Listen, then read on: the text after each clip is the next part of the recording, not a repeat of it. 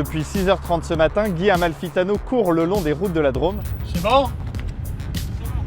Ce coureur de l'extrême entame sa 4e heure de course à la seule force de ses bras et de son unique jambe.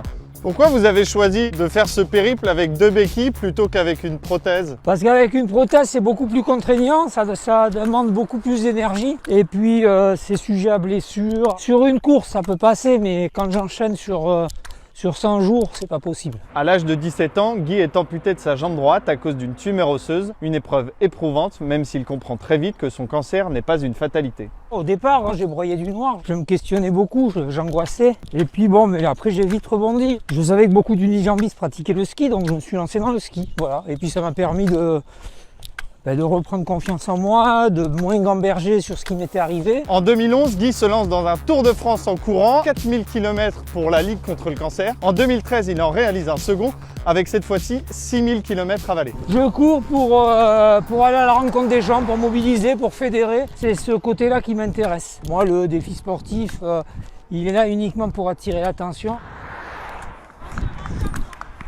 C'est gentil.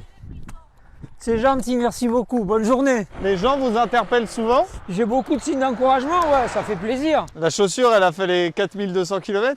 Non, mais après, bon, c'est un petit peu étudié pour. Hein. Les trous, la languette que j'ai enlevée, tout ça, c'est fait exprès. Hein. C'est pour éviter justement tendinite et compagnie. Pour récolter des fonds, le sportif médiatise son périple et vend des produits dérivés à chaque étape. Le coureur est suivi par un camping-car conduit par des bénévoles qui se relaient depuis le début du parcours, comme Yves, le cousin de Guy. Vous êtes chauffeur, cuisinier. Tendance, aller chercher de l'eau, faire la vaisselle. Vous gérez toute la logistique autour de l'étape. Voilà, autour de l'étape, pour essayer de lui donner moins de travail possible.